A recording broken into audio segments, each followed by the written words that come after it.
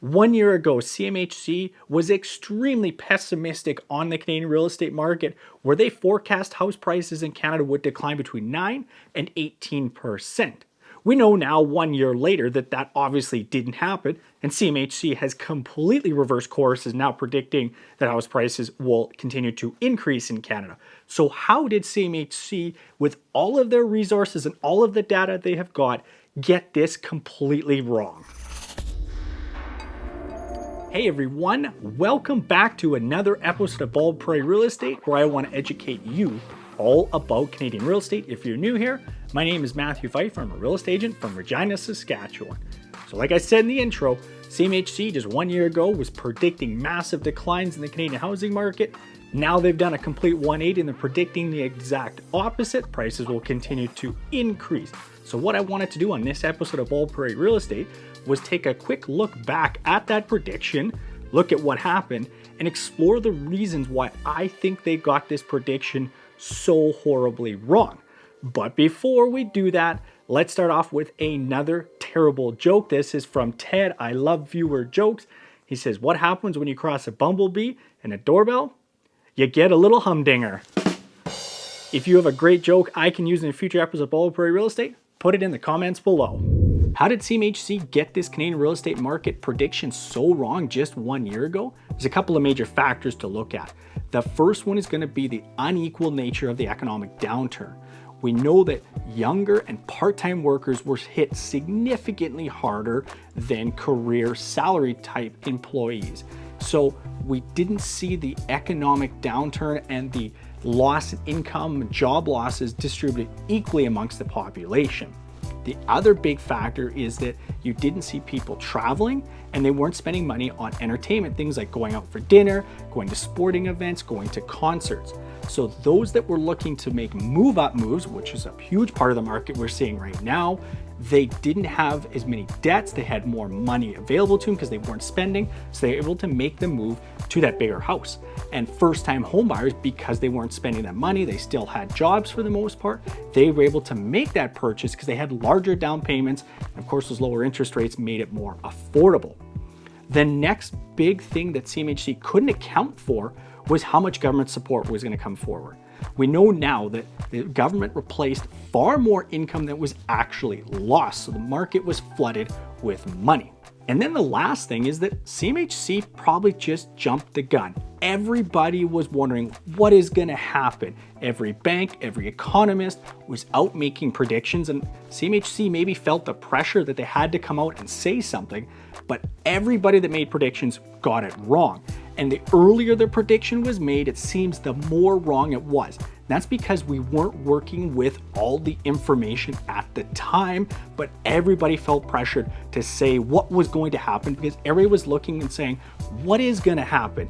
Is this going to be a crash, or are we going to see the 180 that we saw in the hot housing market? I don't know if anybody ever predicted that one.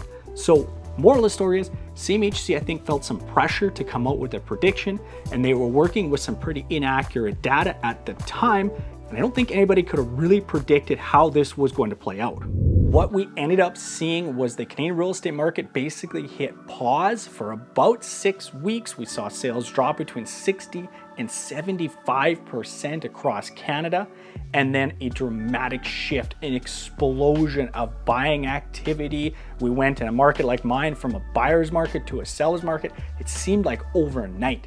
By the way, if you're thinking about buying a house this year in Canada, you want to get set up with a great real estate agent, I've got my contact information below. I'd be happy to do so for you. And then we saw the most homes ever sold in Canada in 1 year, 551,000 homes. So we had a pause in the real estate market for 6 weeks or so, and then still sold the most homes we've ever seen in 1 year. It was an extremely busy year. Of course, prices went up about 15%.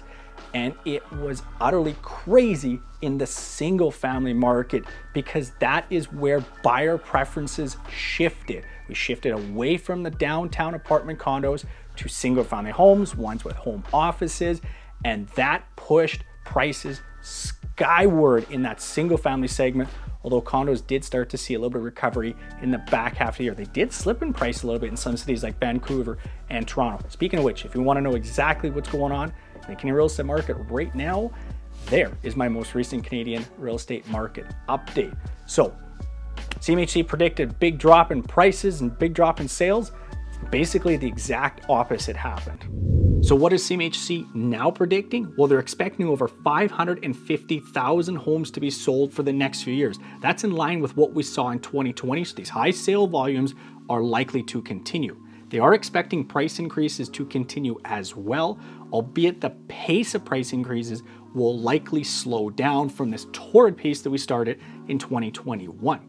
They're also anticipating strong demand in the rental market as immigration, international students, and tourism come back to the Canadian real estate market. That's going to put a lot of pressure for rentals. If you want to see my full breakdown on this prediction, I've done a full video and reaction. You can check that out right there. I ragged on CMHC pretty hard, especially through the back half of 2020 when it was very apparent that this prediction they made was very wrong, and yet they still continue to stick to that story. In fact, it really wasn't until I think February or March of 2021 that they started to backpedal from that significantly, and then they, in May, of course, came out with a completely different prediction. Now they're expecting that house prices and sales to continue to increase in Canada. So we can see here this knee-jerk reaction, this knee-jerk prediction, and trying to be out of the gate really quickly hurt them because they didn't have all the information. And I think the moral of the story here is when we get these world-altering black swan events, you can't jump to predictions early, and you have to be willing to change as more information becomes available. You know what else you need more information on? How to buy a house in Canada. Right here, my first time home buyer playlist. And this video right here is what the YouTube algorithm says you need to watch next on Bald Prairie Real Estate. As always, guys, thanks very much for watching.